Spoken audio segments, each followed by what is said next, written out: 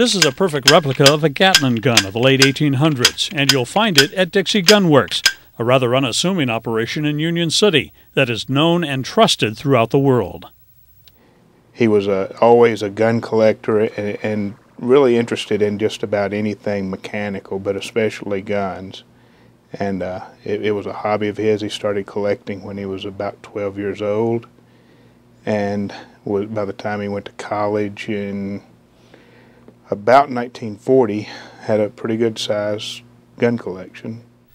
Hunter is talking about his dad, the late Turner Kirkland, who built the company from a personal interest in historical muzzle-loading firearms. He enjoyed shooting guns quite a bit. He hunted with them, with muzzleloaders, but he was actually really more of a collector. He was more interested in the history of the guns and some of the rarer, significant guns from the period. With most of the business conducted by internet and mail, the Union City showroom is more a museum where visitors can enjoy Turner's massive gun collection. And these showcases and these guns on the wall are Father's personal collection, which he started, like I said, when he was around 12 years old, and amassed through about over 60 years of collecting. These two cases here are probably the largest collection of southern derringers in the world, and he started collecting these early on. And this is an amazing collection of people that know what they're looking at. Henry Derringer pretty much invented this style of pistol, but then they were copied all over the United States. And these are all have southern connections. They were either made in the South or they were agent-marketed Henry Derringer pistols for the South. He had agents in Memphis and Louisville and New Orleans and so forth that sold his guns with their markings on them. After World War II, Turner Kirkland worked as a traveling jewelry salesman. His sales trips almost always included visits with local gun enthusiasts. It wasn't long before a new business opportunity began to emerge.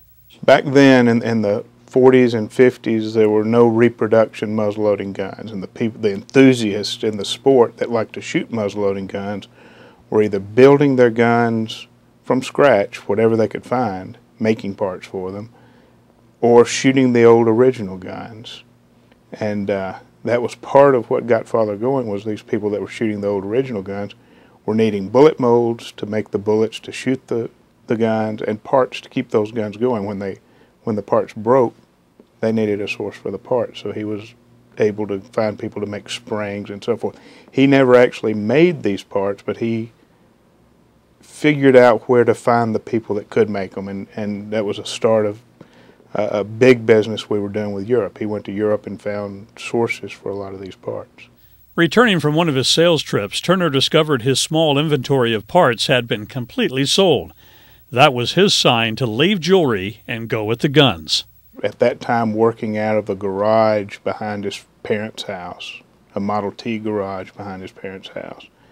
Within about a year and a half, he had moved to an old warehouse-type building here in Union City that was behind the service station, and had about 3 employees. And that was about 1957 or 58. By 1962, he had built his own 12,000 square foot building, and probably by then had probably 10 or 12 employees. And then in 1968, we moved into this building, which we've added on to a couple of times, but it's now right at 50,000 square feet with about 30 employees. In 1957, Dixie Gun Works made its first replica muzzle-loading rifle, a Kentucky squirrel-style long rifle. The timing couldn't have been better. Walt Disney was making Davy Crockett and this rifle household names. That's part of what got the sport going a little bit. About that time, Daniel Boone and Davy Crockett movies were coming out, and with Fess Parker and John Wayne, and it got people interested in the era. Over the years, the company has grown with its clientele, improving the quality of its replicas, adding books, knives, clothing, and other appropriate accessories. The Dixie Gun Works product line now fills over 700 catalog pages and specifically caters to the popular and growing number of historical reenactors. We tend to concentrate more on the historically accurate, authentic replicas. There are a lot of replica muzzleloading guns out there today that people hunt with that are modern guns. They look like a modern bolt-action rifle, but they're a muzzleloader. We sell a few of those, but our niche is really the people that want to shoot the replica guns that look like an old gun. Except for a few isolated items, Dixie Gun Works products represent the period of time from the Revolutionary War up to 1900 or just before World War I. That's when they came out with modern bolt-action rifles, machine guns, like the Maxim machine gun, Luger pistols, automatic pistols, Colt automatic pistols. So that's right about 1900 is when all that happened, and the look of guns changed completely then.